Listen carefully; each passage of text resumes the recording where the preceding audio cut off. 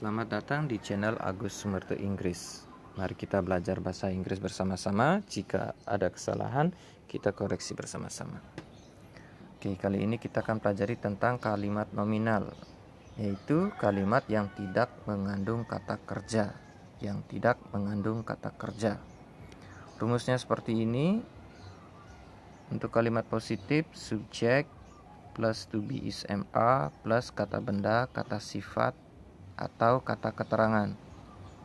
Untuk kalimat negatif hanya ditambahkan not setelah to be is ma. Untuk kalimat bertanya, to be is ma diletakkan di depan kalimat. Kemudian subjek, kemudian kata benda, kata sifat, kata keterangan.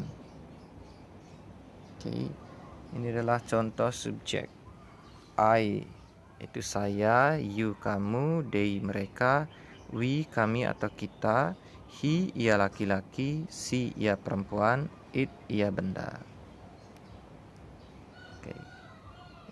Saya akan jelaskan di sini tentang penggunaan to be. Oke. Kalau to be-nya is, subjeknya harus he, she, it atau tunggal. Tunggal di sini hanya satu ya.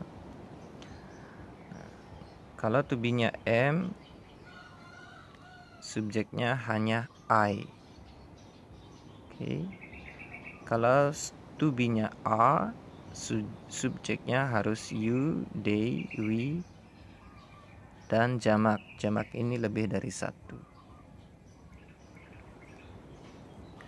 Ini adalah contoh kata benda: cat, kucing, car, mobil, dog, anjing, table, meja, chair, kursi, mirror, cermin, wall, dinding, pencil, pensil.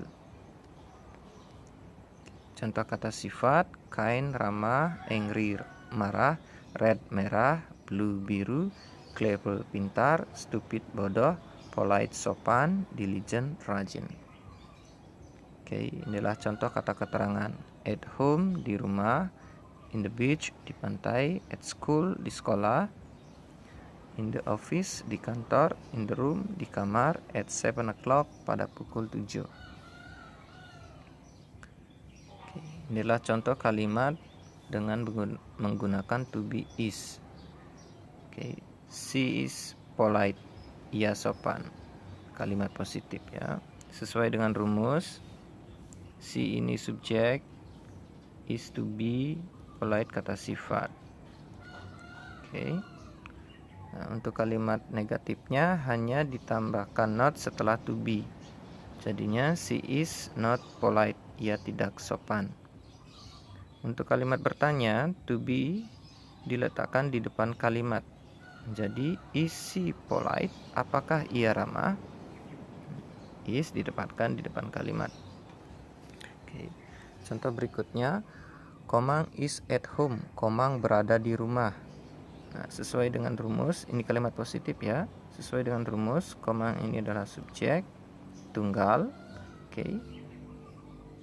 Kemudian to be is di sini. Kemudian at home.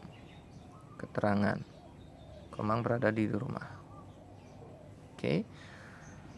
Untuk kalimat negatifnya hanya ditambahkan not setelah to be is. Komang is not at home. Komang tidak berada di rumah. Nah, untuk kalimat bertanya, is Komang at home? Apakah Komang berada di rumah? Nah, to be-nya diletakkan di depan kalimat. Oke. Ini adalah contoh kalimat dengan menggunakan to be am. I am a student. Saya seorang murid.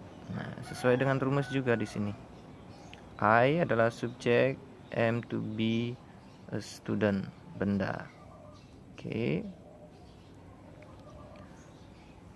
Untuk kalimat negatif dia hanya ditambahkan not di setelah to be am. I am not a student. Saya bukan seorang murid. Untuk kalimat bertanya sama, to be am diletakkan di depan kalimat. Dia akan menjadi am I a student? Apakah saya seorang murid? Contoh berikutnya, I am handsome. Saya ganteng. Oke. I am not handsome. Saya tidak ganteng. Hanya ditambahkan not ya setelah to be. Am I handsome? Apakah saya ganteng? Nah, to be-nya diletakkan di depan kalimat. Oke. Contoh kalimat dengan menggunakan to be are. You are handsome. Kamu ganteng. Nah, sama seperti rumus, you adalah subjek, are to be, handsome kata sifat di sini.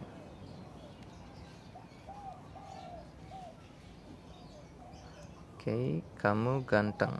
Untuk kalimat negatifnya hanya ditambahkan not sama ya. You are not handsome. Kamu tidak ganteng. Untuk kalimat bertanya, to be-nya diletakkan di depan kalimat. Are you handsome? Apakah kamu ganteng? Sorry, ganteng ya. Ganteng. We are at school. Kami berada di sekolah. Kalimat positif ya. Sesuai dengan rumus juga. We adalah subjek, are to be, at school keterangan. Oke, untuk kalimat negatifnya hanya ditambahkan not. We are not at school. Nah, kami tidak berada di sekolah. Untuk kalimat bertanya, are we at school? Apakah kami berada di sekolah? Nah, to be-nya diletakkan di depan kalimat. Oke, sekian kali ini tentang kalimat nominal. Jika ada pertanyaan bisa komen di bawah. Selamat beraktivitas, semoga bermanfaat.